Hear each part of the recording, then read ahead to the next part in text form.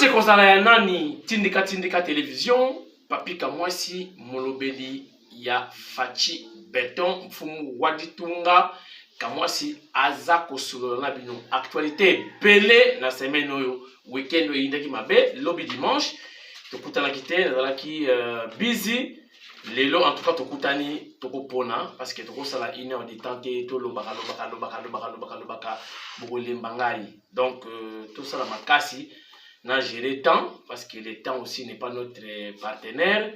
Le temps que tout si sa émission tout bête à 30 minutes ou 25 minutes pour botika na posa nanga kena sala émission na lobby mingi boleminga fote kozala ya nani kamwasi Chilombo abandi émission tongo etani lelo lundi bo banda nanga bo suki sape na ngai tokopona boyoka ba stage toponi lelo oyo tokopesa information peut réfléchir moi muke to partager n'est-ce pas?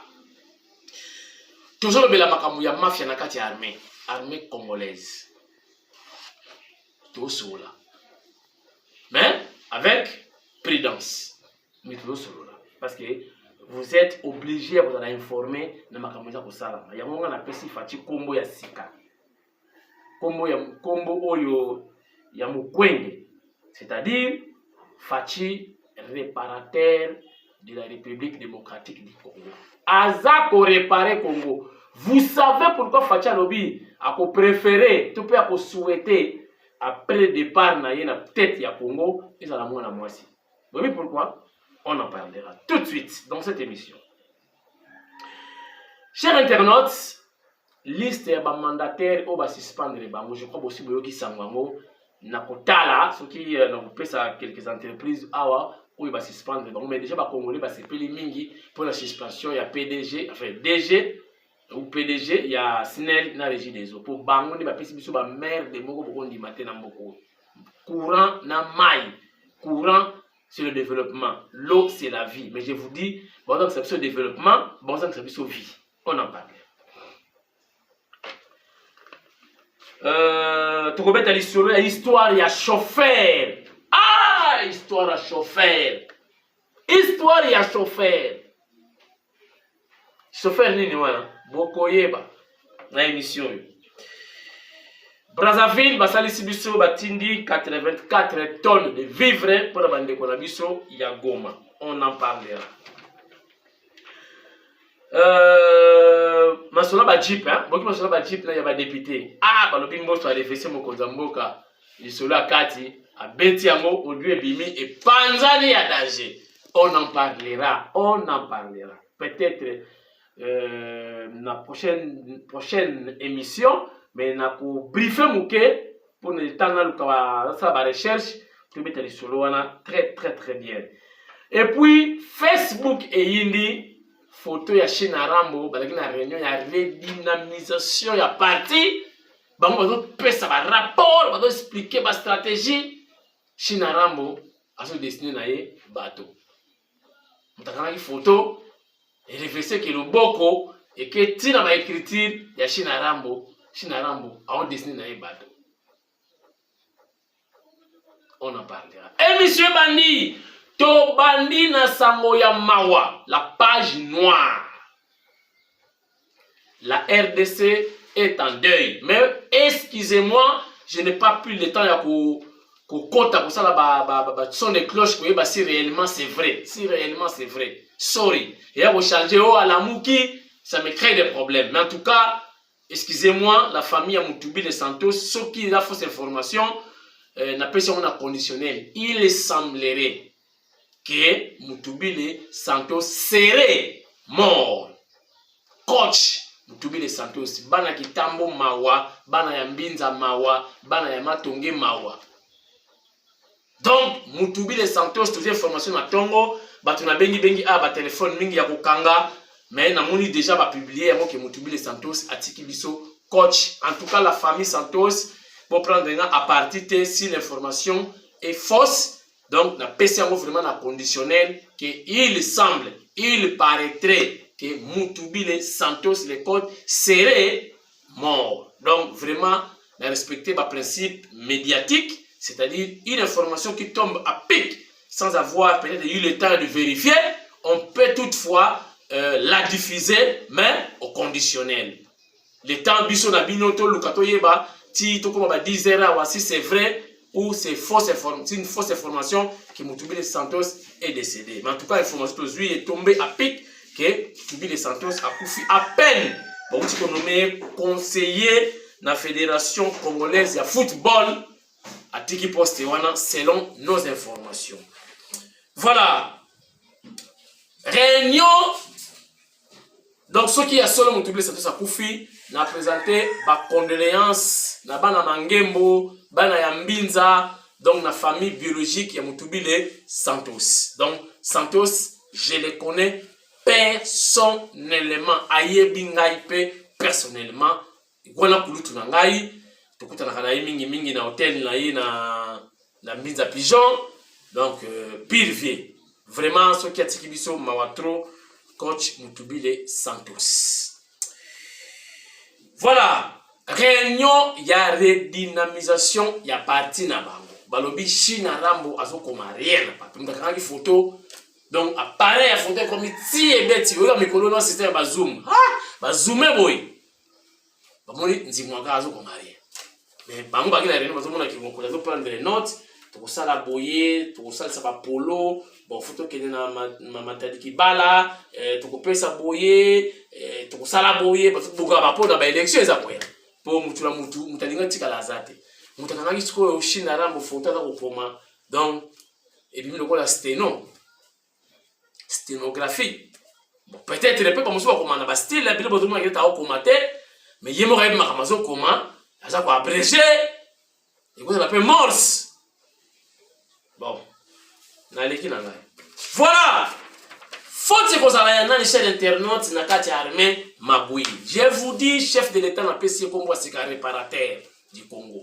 Il y a moi lobby que moi na moi ça ya kozingela ye parce que moi na moi ça na ozana makamu mingi te passe yem ta o mona. Parce que mboko ekufa dira 50 ba Mabui il y a 50 ans. Hein? Mobutu na Kabila. Donc ba Magui ekota ebota misisa. Fatia ye kaka. Obi ki mutu arepara kamona ka pasi koleka mutu azotonga. Tala mu elamba ba zotonga, ezala mo facile mais elamba o basi ba réparer et aussi ba bebisi ba na ko kondisa botu na ziko création. Ndasala musala na kondisa ka bilamba. Eza pasi ko kondisa elamba. Le fatia za ko mona pasi na yebisi no vérité. Azo mona pasi. Aza ko réparer Congo. Yanga bi mwana mwasi mutakoya parce que mwana mwasi wana akomwana ye pasité. Yé mutawa mona pasi pona Congo. Donc yé mutunza matindi a se sacrifier pona Congo. Yo ya koya lobi akomwana ye pasité. Yanga bi donc je préfère na mata mwana mwasi. Pour koya akuti déjà fatia sa baliser nzela. Donc yamo nazo mona ke mboko ba boma 50 ans. Ba bomisa mona 10 ans. Donc nazo mona lokola ke la réalisation mususu et pour ça la après mandat ya fachi parce que ça facilité ko démanteler système ya mafia ou installé na Congo durant 50 ans. Ça facilité et ça facilité sikoyo tina armée systématique. Nazo senga merci na basoda ya mulongo basoda bazanga pété o ba mi bazoma kila bateka pour na Congo o bazala na front na ba policier ou basala ka musala bango convenablement na yebisi bino merci boza ko souffrir neki ba musu ba lo ba peke mais yango mokonzi ngo pe sika koti mais na hôtel ba salaire na biso teneni ba hôtel ba prime ten netika ka continuité voilà mokonzi fala tikata aye ba système e fonctionne ka ndenge nini pour ba matsa no salaire skota ba konzi no ba nya ka salaire ba nya ba mbongo baso ba fictif donc ba ndeka basala ke tel longo dans le ministère de la santé tala na ba to ba kufa na ba tala ba fictif de faux médecins donc ezali système moko dans la Congo ya blague to fachi aza ko souffrir les vérité ko souffrir maintenant pour ko nettoyer ko luka ba tio et eza facilité basi ba vandi sa canal eza ba moko monsieur na banque côté que ne ba na kate. Mais ça système basi batika donc chaque mois faut mo ngone kende boy pas pas carbone de fin na. Basali rien mais mogo ebimi bato. Bozo mona tena ba konzi mo ya armée ba. bakomi na ferme, bakomi na mituka ya danger, basulu tunga ba parler partout. Mais yo pas peut savoir prix, il y a salaire, comment dire, pas peut savoir montant. Il y a salaire, il y a général. Au moins que général penza à côté ma immeuble mais bazo tunga, bazo balaro. Na mon information moi commis yo c'est depuis hier les chefs d'état-major et aux arrêts. Non, c'est une fausse information. On a commencé à qui a monté. Mais bah comment mikolo les réseaux sociaux et bah tu comment. Mais en tout cas, mokonzi mboka azo sala makasi. Sikoyo bomoni ki exemple 1 milliard de dollars et bimaka pour na kufuta ba soda nyonso. Maintenant 1 milliard wana oyo ba soda bazwaka ba musomo kaka 400 millions. Et le reste, il mona na kanangote et kindaka et pas battu. Maintenant, tant que vous avez effectif et armé, contrôle physique, basiquement effectif, n'est pas éteindre le monde dans la santé. Il faut qu'on identifie tous les médecins. Vous voyez qui est médecin, qui ne l'est pas. Maintenant, vous voyez qui est militaire et qui ne l'est pas. Contrôle physique. Babengi yo penda mambweni mampasi presa bamoni yo na nzoto et solo moi présent mon général telema wana bamoni yo abomani wanza présent telema wana bamoni yo sikoyo basala ngo partout dans la République démocratique du Congo nebi ke mafia pe kozala kaka ta ya muke. Na basoda mususu bakufa mbongo bimakati lelo ekenda wapi. Merci na ba militaire botomboka kate boyimaka yimaka na yebi boyimaka bosa batu bosa na basi bosa na bana bozo yima bozo tomboka te merci solution yango essayé na ba mbongo ekotika la wana soki bimaka 1 milliard baliaka 400 millions mais 600 millions etikali taba kotala 600 millions de dollars etikali. Mokonza mboka akopesa ba instruction bozo 300 millions et qu'un exemple na cantine ya basoda na makameta les soins médicaux basoda boso mabakisi bo inondé ba hôpitaux nyonso ya basoda na bakisi et 300 millions bon bakisa ba salaire c'est clair. Donc 600 millions les qui dans ma poche ya ba konzi na binomo donc ennemi ya congolais ezakaka congolais ennemi ya Congo ezakaka biso ba congolais mboka ko bokane. Donc, c'est qu'il y a un secteur tout. Makambo Salama. N'enseignement, n'enseignement. Bungalo. Bakayi mutu na braza akati na boîte. Ministre en fonction. Bungalo. Nzela mai. Alandi professeur Jean-Marc Kaboud. Wakati sa fleuve.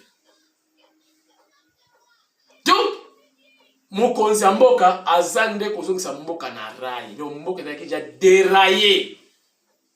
Yango azobaki alobiki mwana mwasi mtakoya après ngai. Donc mwana mwasi wana ya kuta déjà fati ça bungise lié nzela ya bandika développement. Parce que au fait ça les très grave et surtout à côté ce qu'on a terrain mabé terrain armé. Est-ce que ba généraux na ba kozala content que bakanga bango basong se bambongo l'état au basi balé pendant 20 ans et vous allez grave. Il y aura toute une liste. Bon, c'est comme une liste, mais générer au Bimawa, la police, l'armée. Et vous verrez. Mikolo et Botam dans la bino na Boutou Makasiti. Si on avant 22 ans, on a parlé pour patrouille. Moi, je suis à Boutou Mikolo, comme on a informé Bino, ma patrouille mixte. C'est ça blague. Je ne sais pas pourquoi, mais ils ont ramené. Sala nyonso moni ba 18h les bana kozonga kana au palais avant couvre-feu ko 22h on s'attend à parler.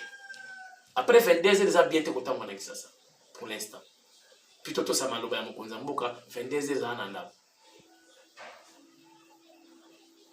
Parce que ba ko kangama tina armée. C'est normal pour nous ça combo. Mbongo jo kende belé. Batu baza kole tika basola ba bénéficier ba mbongo na bango ba prime mata sola to kende beta masasi li bubu plein à bas d'hiver fula mpungu plein à la ventre kilo. Donc moi nazo ya siko kuna mon compte comme na estabi wapi ba soda bo bisa ina ba 21000 wapi ba soda. Le chef, et vous voyez. Bon, wapi basoda o mbongo yaka, wapi basoda. Bon, mbongo to tina ka ebele ekeda wapi.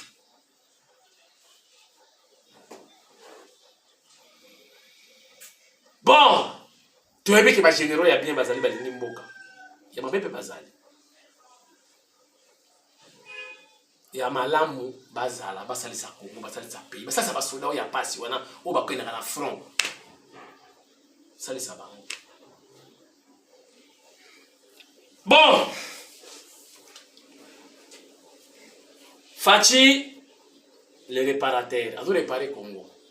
Boza la calme, ceux qui m'ont mwasi wana ye oye moku a souhaité. Ceux qui m'ont mwasi aye, aya okuta ja facha bongisa ya kotaka développement bala moko toleki. OK. Implantation ya ba utu na Congo. Bobo ni letre wana. Mbokoyo. Bobo ni letre wana. Implanta. Papesaka Evariste. Papesaka Evariste mission ya ko implanter ba utu na Congo. Pe que ça la rapport lettre bimi. Lettre bimi, cher internaute. Alors ça la rapport, observe na implanter ba utu, na sina recensé bango na atangi na bakombo. Na tanga bakombo wana. Ba musu na ba prison. Boyebi bango. Makambo ezali ya ezo bima malembe. Somo.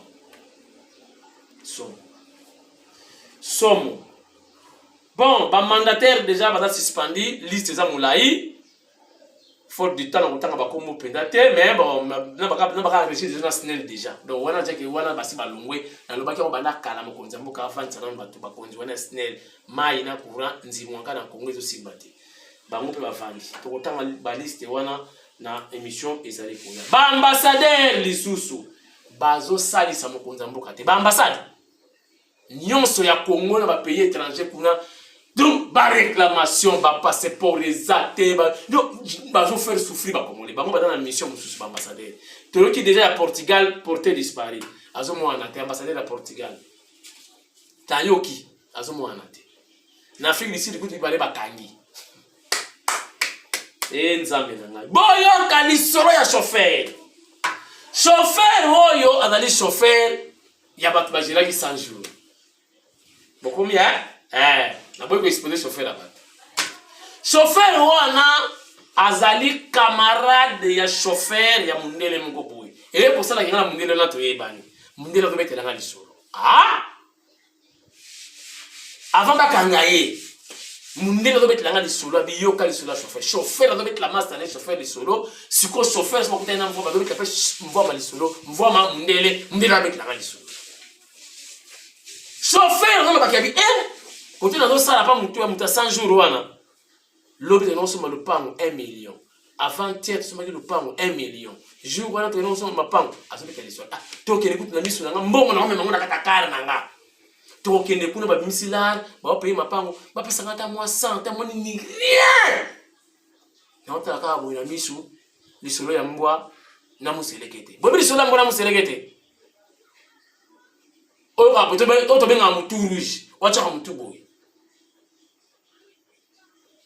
muselekete na mbwa azo yebisa muselekete azo yebisa mbwa abi yo zala ka bien po yo kena ka chasse yo kanga banyama mbwa yebisi ye yo tokuta na se nzeta boma libala na 7 heures après chasse okomona to basala ka partage omona loko bapesa ngai muselekete likola nzete azo tali bazo kabola banyama bakaboli oya mokonza mboka oya chef de quartier oya ba misuni to balongoli siko miku etikali bapesi mbwa oya keneki kokanga nyama yango na muselekete mutu ta chaka mutupu lisolo mu yango mutu okasa chauffeur na osala ba mutu a 100 jours abenda kali konda aibisi donc yemta makali konda na car ba kusuwa mapango. Menchofa wana ata sampayo bapesa kaite. Sampayo. Centenaire bapesa kaite. Ndanga beta lisolo pa master na chauffeur na mundele na to yeba inanga abete linga lisolo. Mundela Bisinga, moi je savais. Ndenge chauffeur de Calisole que patron n'est pas qui sont sur ma pam. Ba au travail. Les loyo akangama bazo wangana. Oh aza innocent, oh aza innocent. Bomoni lisolo côté outi.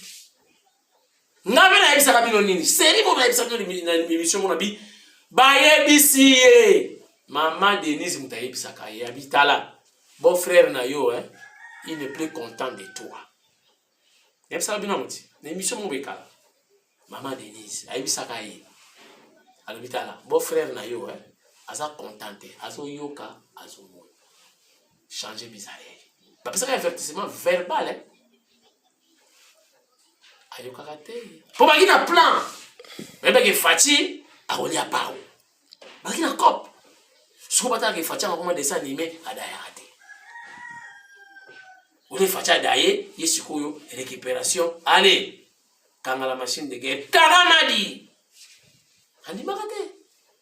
Bagi na ba projet moko machiavélique. Bomon. Oh innocent. Oh innocent, na banchofa ba yebi ba pango tu basomba. Je fais on fona lukaya, la pesa ba adresse. Na ke filmer banda ko. Bon, Brazzaville est biso aide ya 84 tonnes. Ya ba vivre pour na batu ya Goma. Merci. Malgré na la linga nga supena pena bango te bana ba bengana biso na Brazza, na nga clair. Bana biso mabe. Mais bon, on ne fait pas la fête lorsque ça brille chez les voisins. Après, si vous 80 tonnes, il va vivre dans la Goma, tu vas applaudir. Merci, Sassou Nguesso. Makambo ba Jeep, il y a des députés. Ah! Tu mets ton regard là, tu mets ton regard. Audio et bimi, hein? Il y a mosso. Tu botikana ça là-bas. Na ça n'isa élément. Tu mets tes missions au l'obinatongo. L'obinatongo, pardon. Bon, toutefois, dans la politique, il y a aussi des intérêts. Hein? Quand la politique, il faut qu'il y ait des intérêts comptables. Mais plus, je trouve dans la chic. Hein? Dans la chic, il faut privilégier intérêt général. Mais, dans la politique, toujours ba intérêt comptable. Même ba mindele boyo kawana o ba ye, o FMI, o boy na boy. Ba ko tuna bino to kozwa nini. Ba ko tuna bino ba intérêt. C'est comme on va français ba parasite au français ba kiti, ba intérêt na bango ezakuna. Politique ba intérêt. On va en parler peut-être demain avec les détails. O ko sala ba tout passer, sala ba tout passer, o ba ko sepela ba sepeli. Na ko suki sa émission na DCG. Le monsieur là, Kacher, ce qui est judoka, Shira Mboma. Hein? Shira Mboma. Shira Mboma, premièrement, à ça, il y a une confusion, une émission politique. Attends, il y a survêtement, polo, nini, confusion. Vous savez, un confusionniste. À éviter émission, c'est une émission, il y a sporté. Ce ne sont pas des émissions sportives, mais ça, une émission politique, liée à la société, liée à la gestion des choses publiques. Même si tu as un camarade, tu as un sirvette, tu as un dirait émission ya kung fu. Et puis, il y a une émission qui te permet de se mesurer, de critiquer Fati. Tant que Fati a une classe, il y a un judo. Fachake na mbanza boma yo kuluna. Fachake na tumba kotanga yo receveur. Ozobeta batukuna ba ushimata. Siko yo facha comme président. Il a des qualités. Yo siko yo jidoka o comme président ndenge. Tango maman Marthe, au commune de émission na kotanga na maman Marthe. Te ko misine maman na yo ko comparer na maman Marthe. Maman Marthe da politicienne na ko sakanate. Coach. Maman Marthe kasalo wana. Et no coach. La plupart ya batu o maman Marthe ba ko mona bango clarté pa Tshisekedi. So ka bisi ma papa Tshisekedi ke muto na osepela na yete. Et la plupart ya batu nyoso maman Marthe ayebisa ka bango ndingi wana bango ne ba trahir Tshisekedi. Ko comparer Maman Marthe na Maman na yo te. Maman Marthe aboti président. Maman na yo aboti judoka. Tango Fachi bazo la politique, yo ke na kikolu, oki koteka ba disque na kikolu. Okomi cobrador na Angola, okima kikulu na to beti bato poza mutamakasi. Beti bato awa na ba lox okimi oke na Angola. Oke na Angola ko noteka ba disque na kikolu, okomi cobrador. Bemi cobrador, ato benga receber. Do verbe cobrar em português. Eu cobro, tu cobras, ele cobra, nós cobramos, ele cobrarei,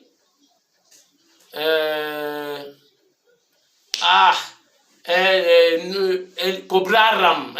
Bom, voilà. Donc, verbe cobrar na presente em português. Verbe cobrar. Donc, au Congo là. Ataka cobrador, donc recever na Angola.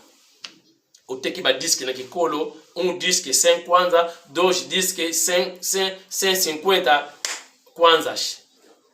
Então, agora, o como na mikini. Mais ça la bajido na yo.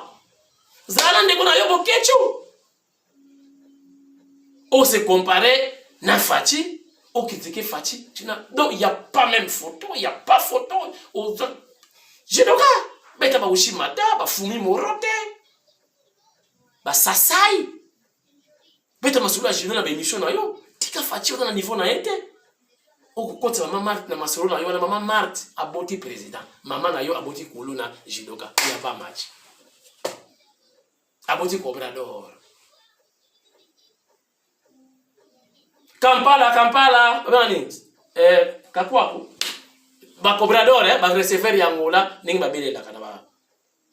Palanca sanatori. Palanca sanatori.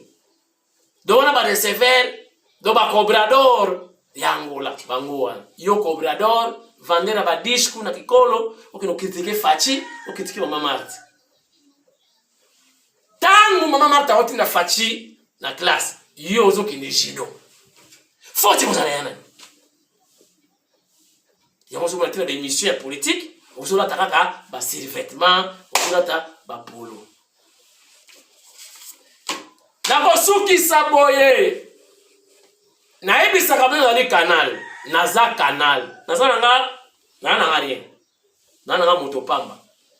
Mais naza canal. Nasenga ki oyo na vrai masolo akena na présidence akena partout akotsa ba dossier pour les investisseurs ba bloquer ba kala toza bato. Tozo comprendre. Ngape naza canal. Mais yaka na investisseurs ya malunga oyo penza baza na mbongo na bango baza na ba capitaux. Naza canal. Eleka. Pour l'intérêt général. Je précise, pour l'intérêt général. Eleka. Mais batubele ba benga penga. Oh, bako kita le 31. Oh, bako kita boy bayaka te. Ba mususu ba dossier à lukuta. Mutu mususu bena yelanga donc ayelinga ba investisseur. Entreprise ezanga adresse. To luki na internet entreprise exemple bon Sokolam, hein? Sokolam. Bon. Sokolam nazo koma, nazo tonga bato te na okoma. Sokolam. Na komi hein? Okay. Par exemple, Sokolam. Mais il faut dans l'adresse. Avenue Tombalbaye, numéro 605 bis. Par exemple. Tombalbaye, commune Gombe, je crois. Commune de la. Mais entreprise, examen adresse. Mais est-ce que vous êtes sérieux? Boye langa et investisseur dans ma longa. Boye, bo benganga. Et comme ça, donc, direct, hein? Tout simbani, lettre kwei, accusé de réception, tout ça les suivi, mon konzambo kamoniam. La voie légale, la même apporté. Alors, ben, investisseur dans ma longa. Ba ventilier, te ba au cannabino. Ben, explicez, ba. Bon, merci beaucoup. Lobby. Merci Basile Kamwasi. La caméra. Merci Koutoumouka Guigui na éclairage. Faut pas que ça lumière, hein. Faut pas que ça projecteur. Merci Cathy Kamwasi na réalisation. Merci Josiana Kamwasi na console. Merci Jorgi Kamwasi na maquillage. Merci Basile Kamwasi ya Mukeba Basile Badakami Balé. Yé assistant. Ata ko assister biso yé wana mutala na yé dessin animé. Donc il nous assiste. Yé pe libangani kangona Basile Kamwasi Badakade Basile. Ou azo filmer ka Basile. Ou ya Mukeba wana Tsukape Basile. Félicitations à petite sœur Nangai Mwimba Mélanie. Autaki ko sala biso honneur à Balaki week-end oyo donc samedi. Et ça lui fait plaisir, et puis biso honneur la famille, ça qui mariage coutumier, parce qu'il y a un mariage religieux comme ça, bah kende na boboto gouvernement ça commune angali mapé à bénir bango ndenge za kana ndenge ya l'état, après ça bango autorisation ya ko vivre en couple. Lobby. Merci. La République du Congo et la République démocratique du Congo restent liées par la géographie, l'histoire et la culture. Voilà pourquoi tout ce qui arrive aux voisins affecte forcément l'autre. C'est pour exprimer sa solidarité au peuple congolais que le président Denis Sassou Nguesso a dépêché ce dimanche à Goma son ministre des Affaires étrangères et Actions humanitaires, Madame Irène Marie-Cécile Mboukou. À bord de cette Ilyushin Cargo en deuxième rotation à Goma, près de 45 tonnes de vivres, dont de la République du Congo à la République démocratique du Congo. Par ces gestes, le président Denis Sassou Nguesso a voulu exprimer sa solidarité à son homologue et frère Félix-Antoine Tshisekedi Tshilombo et sa proximité au peuple congolais. La République du Congo, c'est un pays frère à la RDC et nous partageons une longue frontière, nous partageons les mêmes peuples et ce qui arrive en République démocratique du Congo ne peut pas laisser le Congo indifférent. Et nous sommes venus pour assister à la suite du volcan, les populations sinistrées de Goma. Et vous avez posé la question sur le contenu de toute cette cargaison. Il y a du riz, de l'eau, du poisson salé, des pâtes, de l'huile, du sucre, du lait. Et j'espère que j'oublie rien d'autre, mais il y a tout un package de produits de première nécessité en alimentaire. Voilà ce qui nous amène tout droit de Brazzaville, sous la direction de son Excellence, Monsieur le Président de la République, Denis Sassou Nguesso, qui nous a mis en route pour venir témoigner de notre présence pour cette catastrophe de Goma. Marqué par cette action caritative, le président de la République, Félix-Antoine Tshisekedi Tshilombo, a dépêché son directeur de cabinet adjoint, Olivier Mondongue, et son conseiller spécial chargé de la couverture maladie universelle pour réceptionner cette aide humanitaire. Je remercie d'abord Madame la ministre qui a convoyé cette cargaison et qui nous fait honneur d'être avec nous, et ministre des Affaires humanitaires, donc ça prend tout son sens. Au nom du chef de l'État, au nom du président de la République, président Félix-Antoine Tshisekedi, je vous remercie. Nous remercions aussi le président Sassou Nguesso. Effectivement, hier, nous avons reçu déjà 45 tonnes et là, nous recevons 39 tonnes dans une cargaison qui fera au total, je pense, 4 tours de ce qu'on a compris. Et ça vient d'un pays frère et voisin. Ça prend tout son sens, comme dit Madame la ministre, et nous sommes très, très honorés de voir que nos peuples sont soudés en période de crise et nous remercions beaucoup le peuple frère de Congo-Brazzaville. L'appel à la solidarité lancé par le président de la République continue à donner des résultats.